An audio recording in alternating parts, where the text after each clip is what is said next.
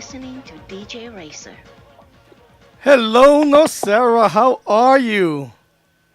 Hey, DJ Racer, what's up? I'm doing good. Thank you for taking the interview. When I found out you were willing to do it, I was so excited because Nocera is a legend in the freestyle industry. We all know that.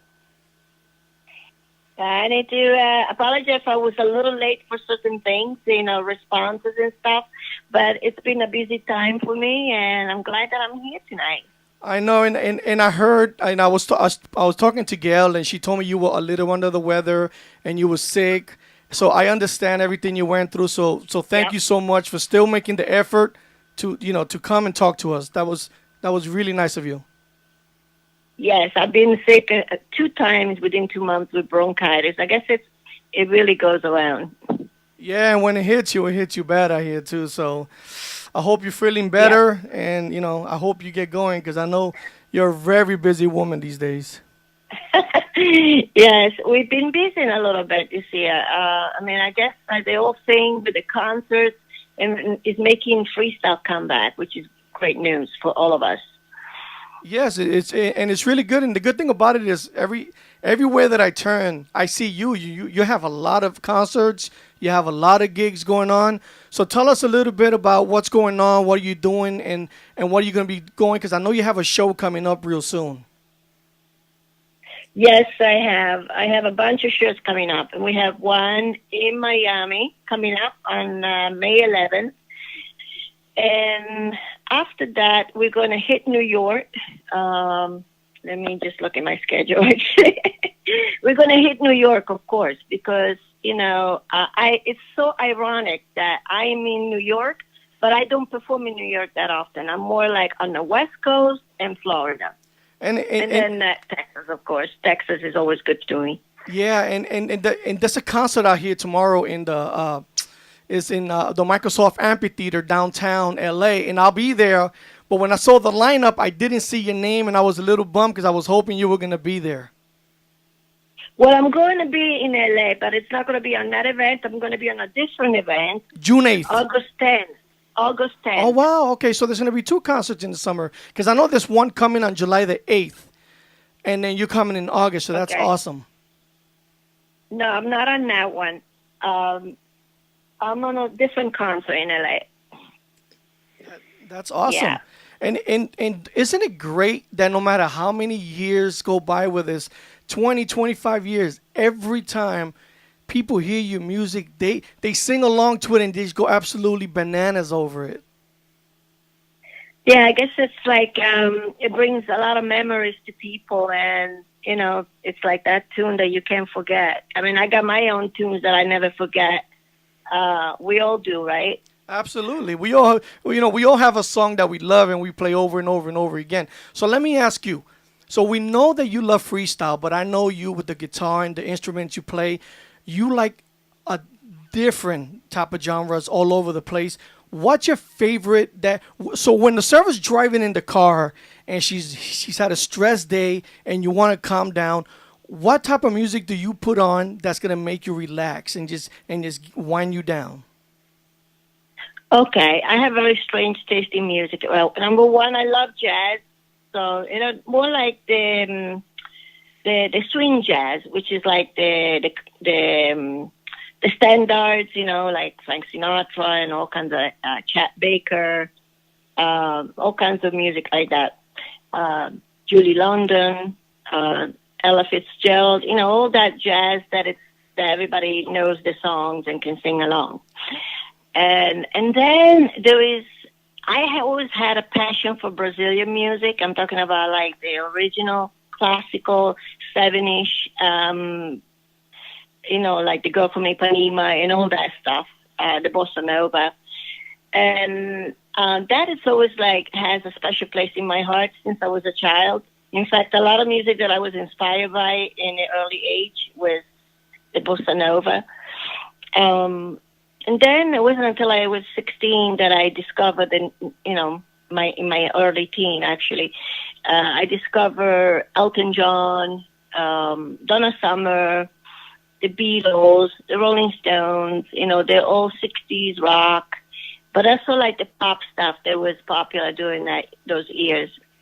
And then coming to the United States, then I discovered the dance music, and that was very revolutionary for me, because it's kind of like open a new perspective of music for me. So start going in the club scene. I discovered that that maybe this is the stuff to do. Nobody really wanted to hear the Beatles or the Rolling Stone necessarily.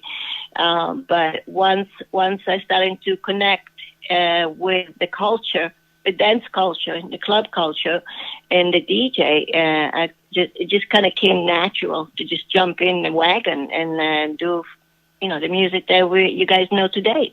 And you said a good point. You said DJ. Now, from my understanding, back in the day, Nocera was a DJ. Yes. Well, actually, I didn't become a DJ until much later. However, my brother was a DJ, and I used to watch him doing it. And many friends that I had here in New York. I'm surrounded by talented DJs and producers. And eventually one day, just kind of like the light bulb went off me, and I said, oh, my God, I should be a DJ, because I love to entertain. I love to show off playing the music that I buy. I used to buy vinyls, even though I wasn't a DJ yet.